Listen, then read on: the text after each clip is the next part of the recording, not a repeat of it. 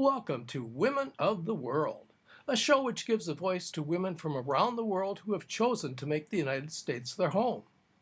We recently celebrated our first anniversary of the show, and here are some of the highlights for you today. I don't know if really I chose law or if law really chose me, ladies. My story is that I was born in the former Soviet Union on the very southern part of what is now Russia. It's a small vacation city called Novorossiysk. And my parents realized coming close to the end of the Soviet era that things are going to collapse. And they realized that honest people will not be able to survive in this country anymore. My mother is a physician. My father was a marine engineer. He was in the Russian Navy. And they both decided, look, we're of Jewish descent, and we're going to immigrate, and we're going to leave the Soviet Union that was already in the process of collapsing. We always wanted to make it to the United States. But at that time, the immigration quotas to the US were full. So we immigrated to Israel. And it was wonderful for me. A little bit of a culture shock for my folks. But for me, I got the beach. I got friendly people, I got delicious food, exciting life, so I was just so happy. I believe Miss Fadia. I was 7 years old, so Miss Fadia will probably understand that being from Yemen.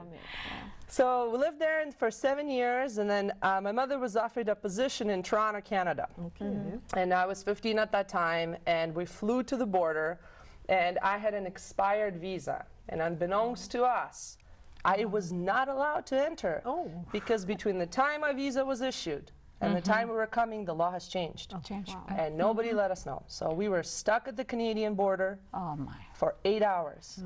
And like some of you probably know and some of the viewers know, that was awful. We had no visa.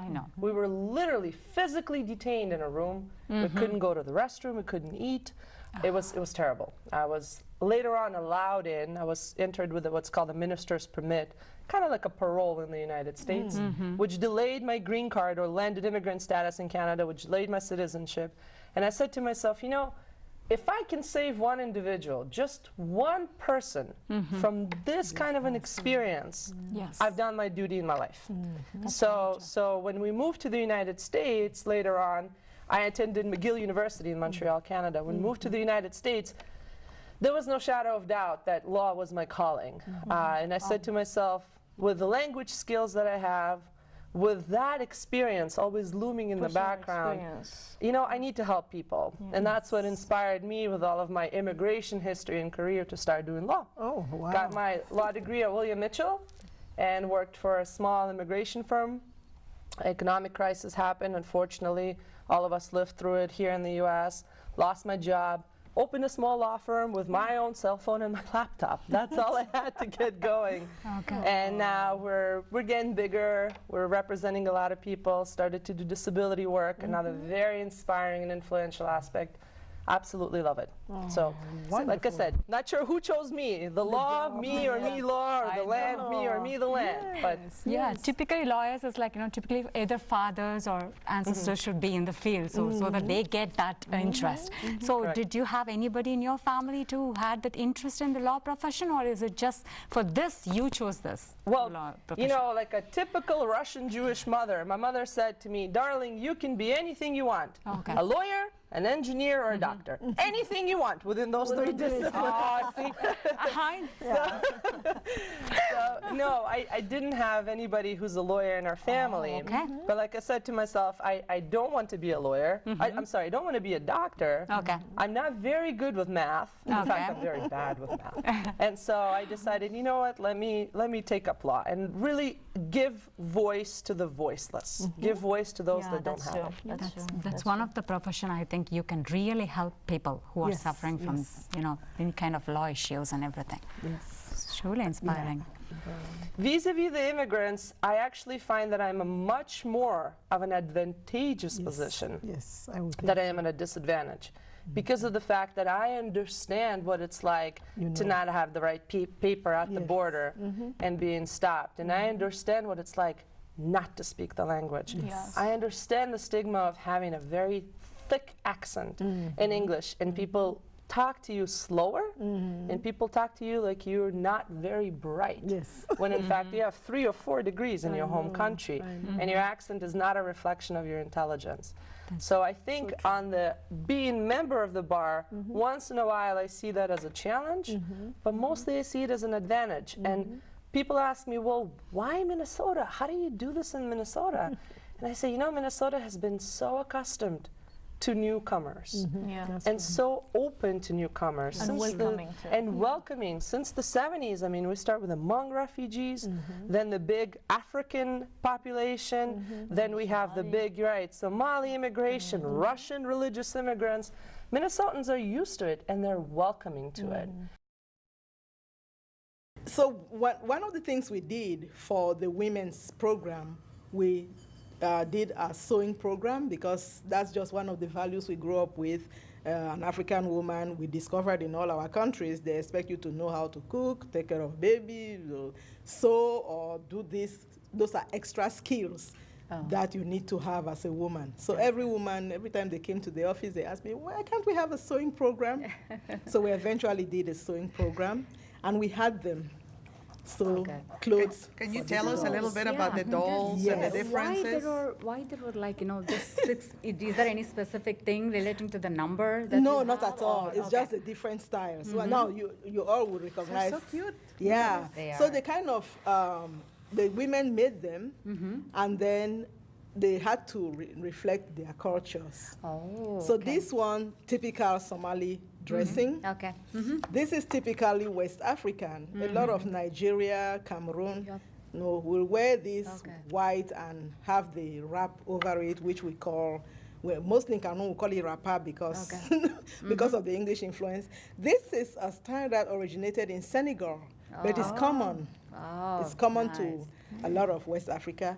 This is the most common style in Cameroon. Wow. It is every woman, any fabric you have, we call this a kaba.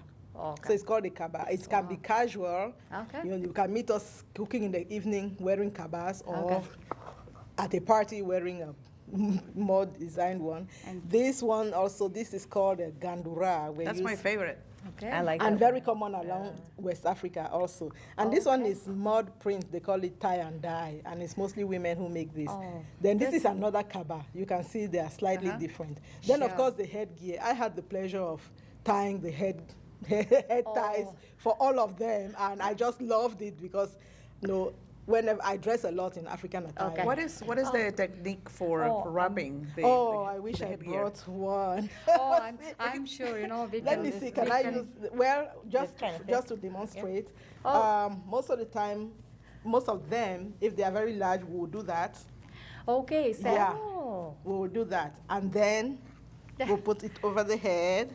Oh, Melissa, Then you can tie it like that. You know? Yeah. My goal is to inspire people. So talking of my third book, Become Whole, Unbreakable and Unstoppable, it's a subject I'm really excited about because circumstances do come against us. Life happens, and so often it's very, very easy to focus on the circumstances and forget about living our lives. So my biggest goal is to inspire people. Is to inspire people to look beyond the circumstances and see themselves. We are strong, and God has put so much in us, and if we can focus on the inside, we can beat the outside circumstances because our strength comes from within. It is not from without.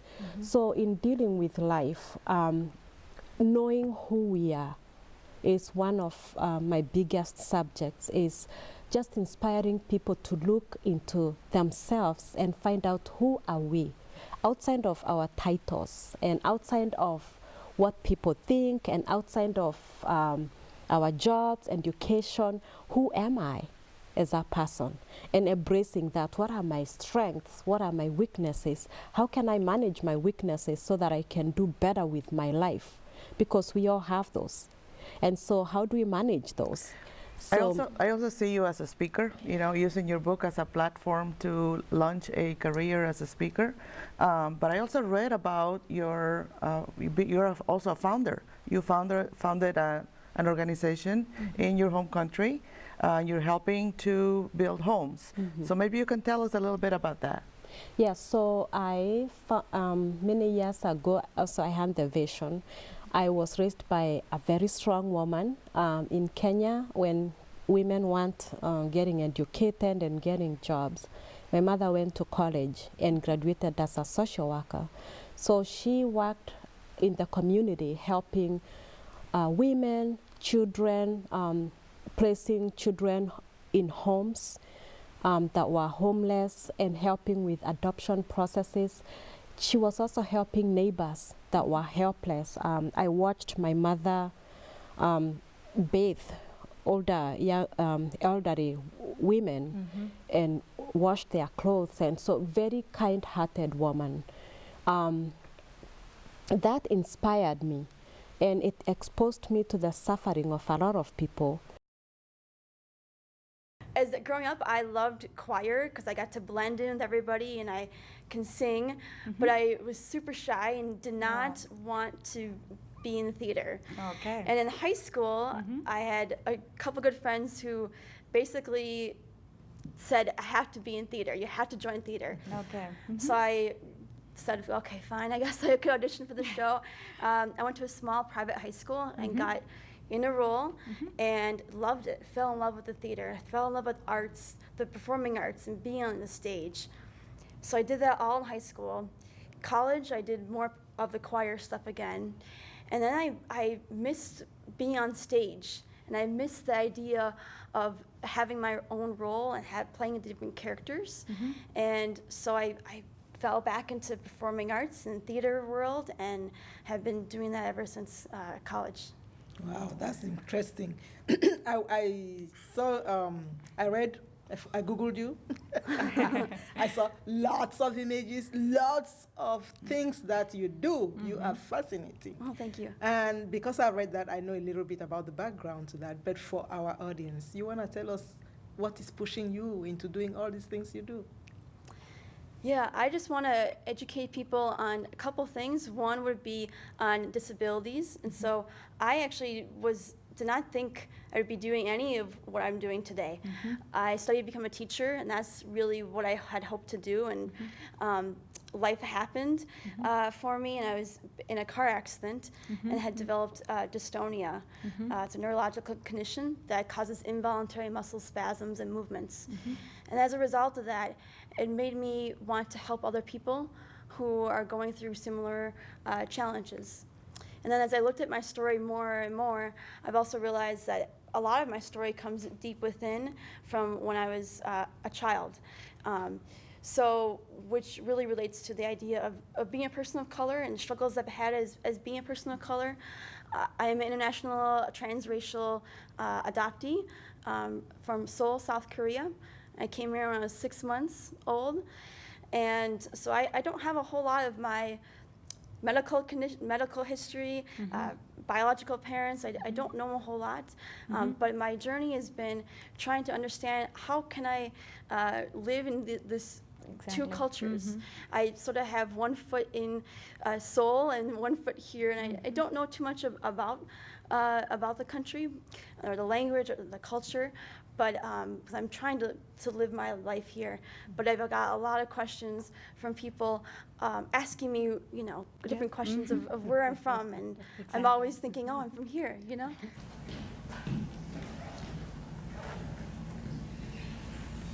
Your lungs sunk, dear.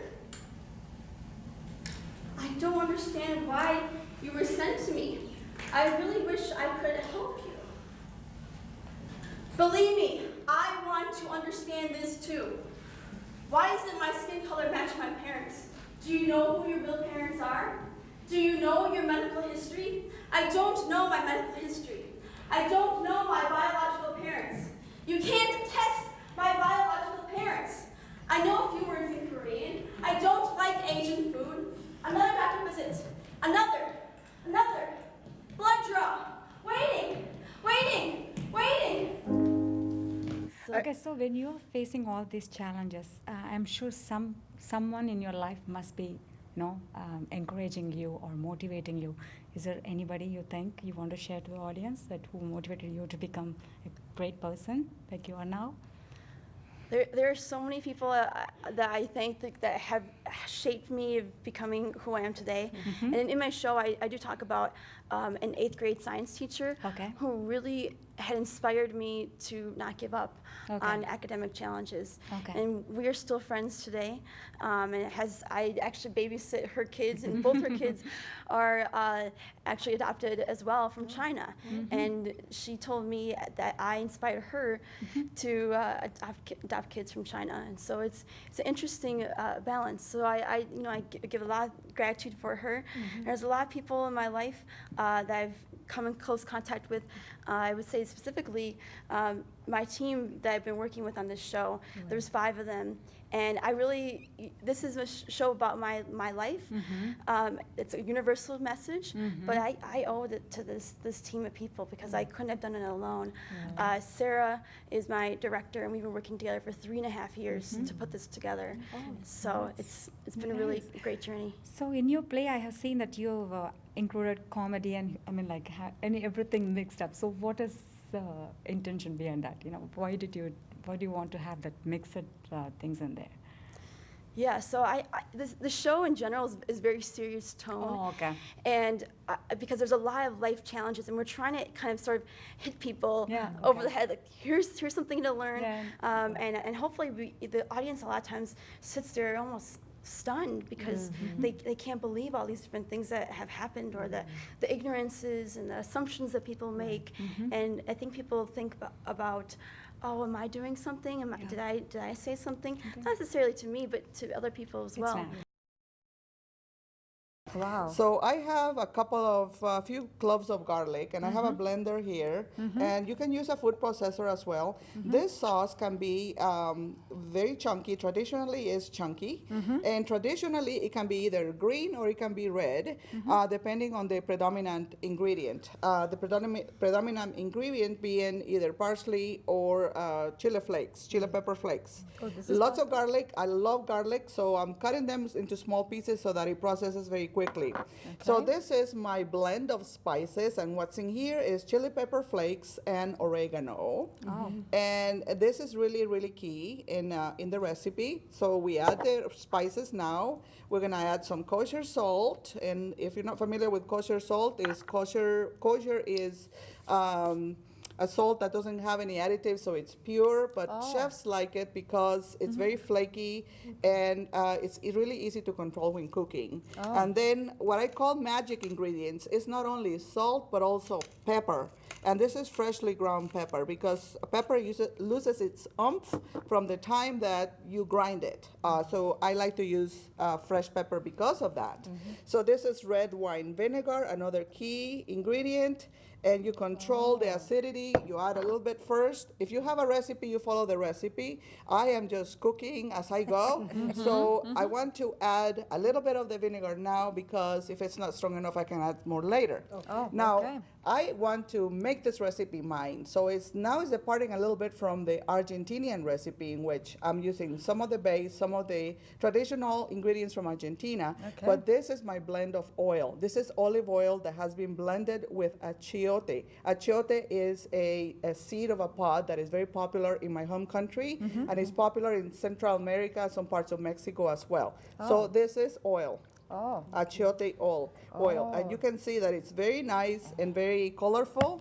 So it's used for cooking too in your country? We can use it for cooking. We can use it as a base for soups, as a base for salad dressings. We can use it as a base for making rice dishes, so on.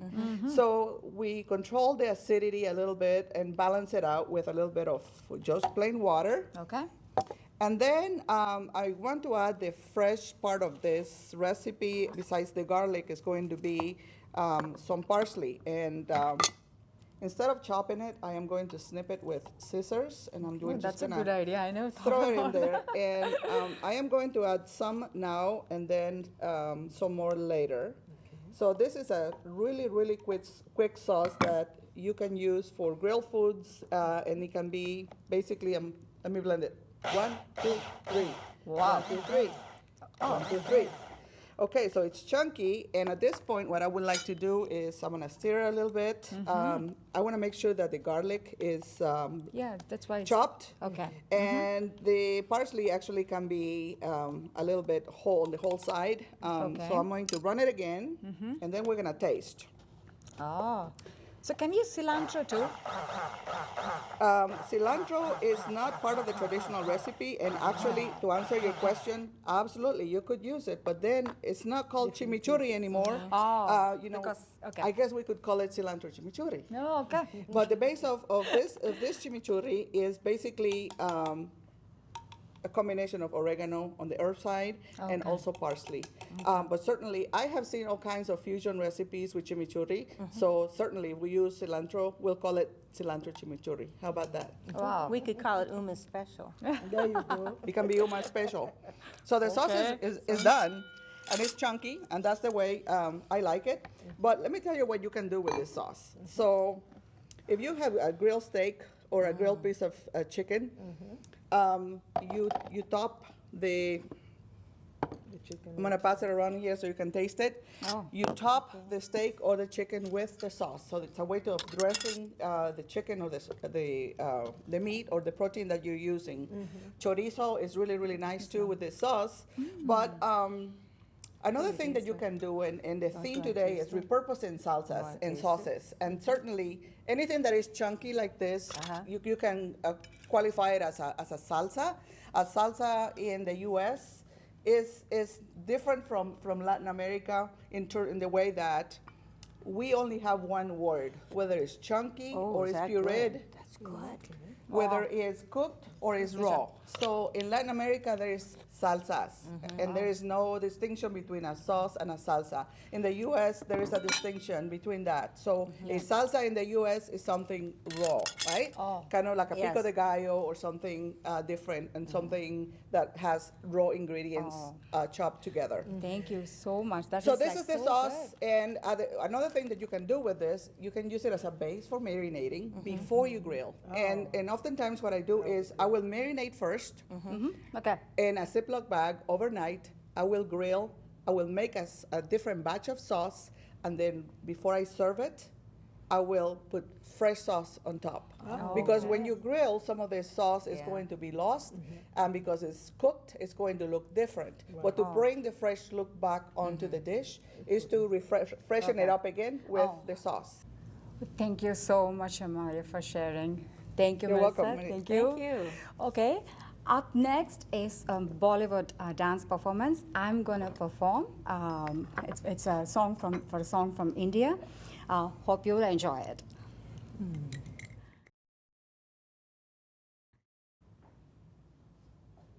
Kiya, kiya, aapki diya.